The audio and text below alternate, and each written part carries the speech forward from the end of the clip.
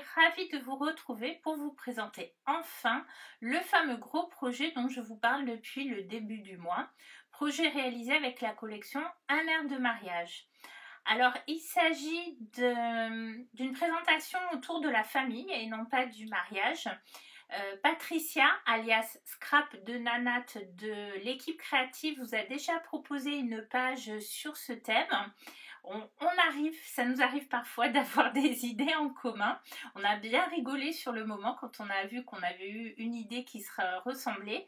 Sauf qu'en fait, moi, je voulais faire quelque chose un peu dans le thème des monumentales. Alors, pour les adeptes de version Scrap Paris, vous avez pu voir tous ces projets monumentaux qui étaient présentés souvent. Et donc c'était un petit peu l'idée de base et aussi l'idée d'un arbre généalogique en reprenant les photos anciennes de la famille. Mais comme j'ai une maison ancienne avec un escalier un peu étroit et surtout dont les murs ne sont pas droits, je ne pouvais pas tout mettre sur par exemple un grand canvas vraiment géant comme dans les monumentaux de version scrap. Donc je suis partie sur différents éléments. Je vous ai présenté au début du mois la couronne en bois travaillée avec une photo de ma maman, ma fille et moi, notre photo traditionnelle de fin d'année. Et pour les autres branches de la famille, je suis partie sur ces éléments. Voilà, sur cette présentation. J'ai utilisé un petit peu tous les tampons, que ce soit les tampons non montés, les tampons clear de la collection.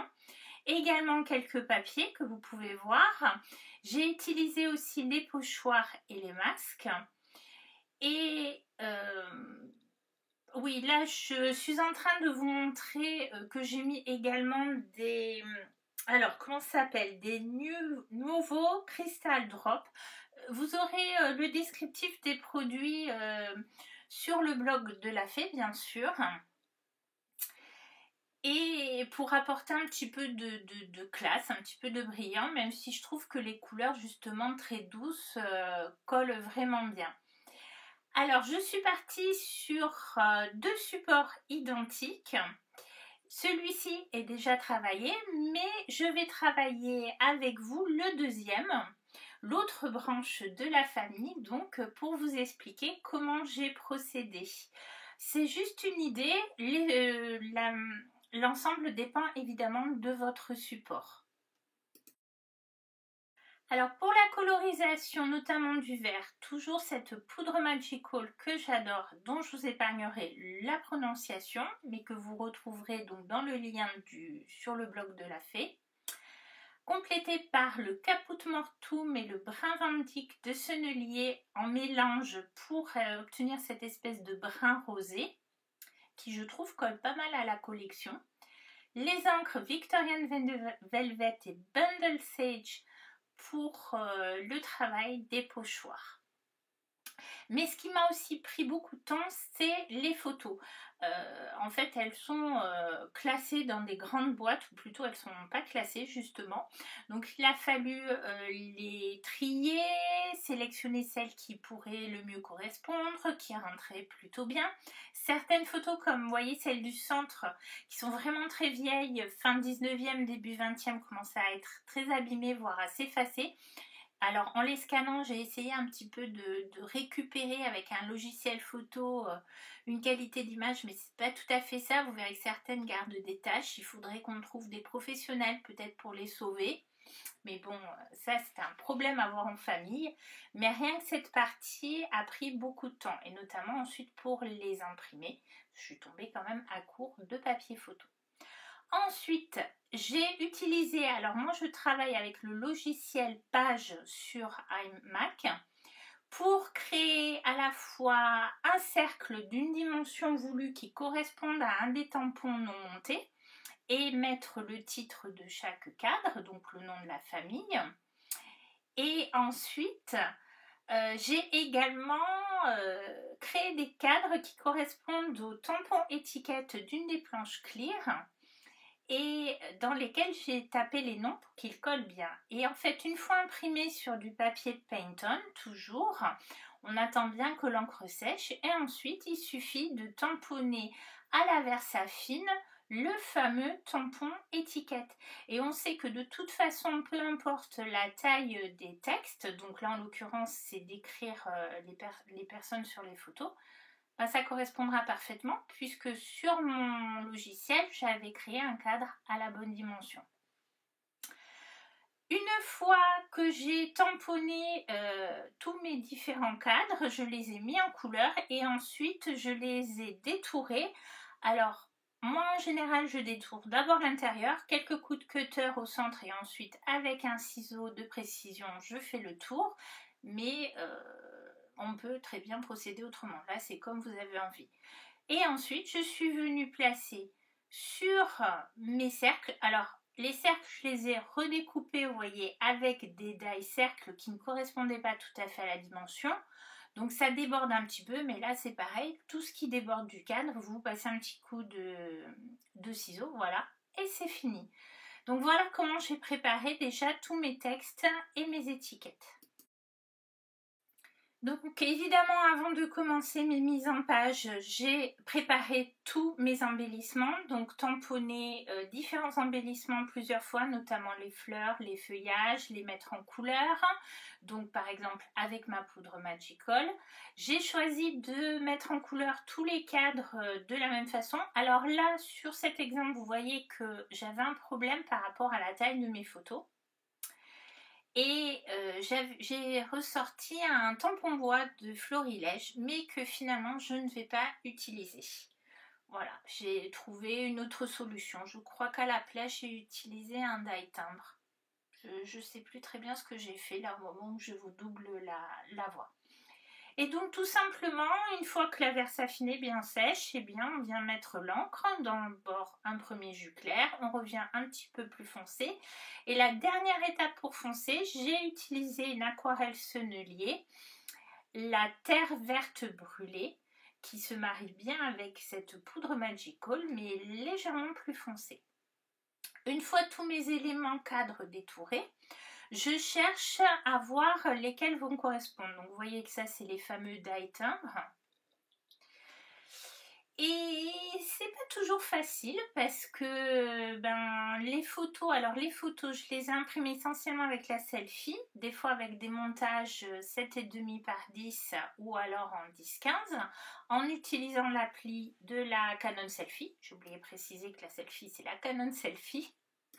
Voilà, mais parfois ça correspond pas. Donc là en l'occurrence sur ce portrait d'école de ma grand-mère, c'était dommage de mettre un cadre parce que ça réduisait vraiment trop le visage. L'inconvénient un peu des portraits d'école, c'est qu'on n'a pas beaucoup de marge pour réduire. On a vraiment, c'est un portrait, donc on est très près du visage.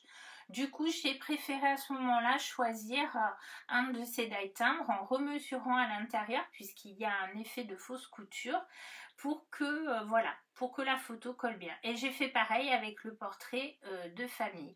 Par contre, pour certaines autres photos, je suis tout simplement venue poser mon cadre par-dessus et une fois que l'ensemble est bien sec, je n'ai plus qu'à découper l'excédent tout autour pour vraiment ne garder que le cadre et la photo au centre. Alors attention, je vous ai dit que j'ai utilisé la Canon Selfie, c'est une imprimante thermique donc ça marche bien, surtout avec la colle liquide. À un moment je suis tombée en panne de papier, enfin d'encre plutôt. Du coup j'ai imprimé avec ma Canon à jet d'encre et là elle n'aime pas trop les photos, n'aime pas trop les, comment dire, tout ce qui mouillait. Et comme moi je travaille beaucoup avec la colle, j'ai eu un petit problème à un moment, j'ai dû recommencer. Donc là, je suis en train de vous montrer donc mon support. C'est un plateau qui était vendu à Action, mais il y a quelques années. Une scrap copine en avait pris 2 pour moi. Donc Sylvie, si tu passes par là, merci beaucoup. Il est un petit peu brut et le deuxième n'était pas aussi bien fini que le premier. Mais comme je vais entièrement l'habiller, ça ne se verra pas trop. Par contre, il a des dimensions vraiment très particulières. Il fait un petit peu moins de 32 cm de côté pour l'intérieur. C'est pour ça que j'ai pris un papier Payton format A3 puisque j'avais assez de longueur sur le A3 pour faire ces 32 cm d'un côté, mais il va manquer quand même une partie. Et c'est là qu'interviennent les bandes de papier. Donc là, vous voyez un petit peu le résultat. Des bandes de papier que j'ai découpées donc dans les papiers de la collection Un air de mariage. En fait, il me manquait un petit peu moins de à peu près 2 cm pour finir le haut et le bas. Et j'ai préféré faire 2 bandes de 1 cm et en couper une troisième parce que rappelez-vous, la largeur est de plus de 30 cm. Or, les papiers ne font que 30 cm. Et avec la chute restante, je viens un petit peu compléter en collant bien le papier l'un à l'autre. Mais si jamais ça dépasse un petit peu ou que ça se voit, faut coller un embellissement dessus. C'est la magie du scrap, tout simplement. Mais honnêtement, j'ai pas eu trop besoin de le faire. Il faut vraiment bien coller. J'ai tout simplement scotché au dos, en fait. Vous allez le voir un peu plus loin. Mais avant de coller mes bandes de papier, qu'est-ce que je vais faire? Eh bien, je vais mettre mon encre avec les pochoirs. Alors, rien de bien compliqué pour ce qui est de l'application des encres. J'ai utilisé la Bundle Sage et ce très beau masque pivoine en bordure donc pour les bords supérieurs et inférieurs de mes pages. Alors attention de bien le tenir parce que c'est un masque, c'est pas un pochoir, donc c'est un petit peu plus délicat. Et vous voyez que je ne me suis pas forcément placée de façon rectiligne, je me suis placée un petit peu de travers pour que par moment les fleurs soient plus présentes sur la page, un petit peu moins d'autres endroits, enfin voilà, pour pas qu'il y ait un aspect trop rectiligne et apporter un peu plus de dynamisme. Je l'ai donc fait sur le bas et le haut de ma page. Et ensuite, avec l'autre pochoir, alors ça c'est un pochoir, bonne question, je vous mettrai en incrustation le nom. J'ai appliqué l'encre rose, un petit peu comme si en imaginant qu'on avait les branches d'un arbre, puisque mon idée c'est de recréer une ambiance d'arbre généalogique sans pour autant créer véritablement un arbre, parce que j'ai essayé l'idée de l'arbre généalogique, mais c'est pas très évident, surtout selon la taille des photos. Et voilà, les papiers sont collés, donc avec du scotch tout simplement, en essayant de bien me mettre au bord, plus donc voilà le petit bout supplémentaire que je retaille, alors je le colle et je coupe tout simplement, j'essaie pas de mesurer, hein. Et franchement regardez, ça se voit pas qu'on a fait un petit montage papier. Bon là j'ai pas été assez près du précédent papier, donc ça fait un petit écart, mais finalement on peut le cacher, donc c'est pas un souci à proprement parler. Puis il faut vraiment avoir l'œil dessus pour s'en rendre compte. Nous allons passer à la mise en page, et là par contre je vais arrêter de vous parler, je vais vous laisser avec de la musique et je vous reprends à la fin.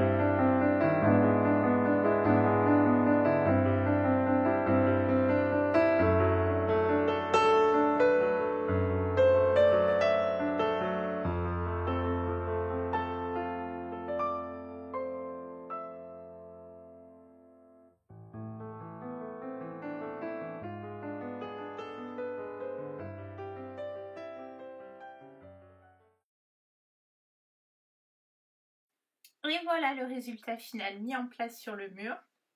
La fameuse couronne en bois qui va permettre de faire le lien avec les cadres des deux branches de la famille. Alors, ces deux cadres ont des ambiances différentes, bien que similaires. Et comme il y a des photos de mariage, parce qu'à l'époque on n'avait pas souvent l'occasion de se prendre en photo, eh bien ça me permettait de mettre certains éléments de la collection à l'air de mariage, par exemple la pièce montée. Il y a eu l'église, mais surtout, par exemple, une des photos de mariage, je vais la mettre avec un cadre qui forme une alliance que vous avez sur la collection. Donc vous voyez, c'est l'occasion en fait d'utiliser ces éléments assez typiques. Et puis il me restera aussi, à part peindre le mur d'une autre couleur, de coller les cadres modernes, les cadres de maintenant, des descendants, pour continuer à habiller cet escalier et à lui donner de la vie. Eh bien écoutez, j'espère que ce projet vous a plu. Si c'est le cas, n'oubliez pas le petit pouce en l'air, de vous abonner à la chaîne de la Fée pour ne rien manquer des vidéos que vous propose l'équipe créative. Et puis je vous dis à bientôt pour de nouvelles créations. Au revoir.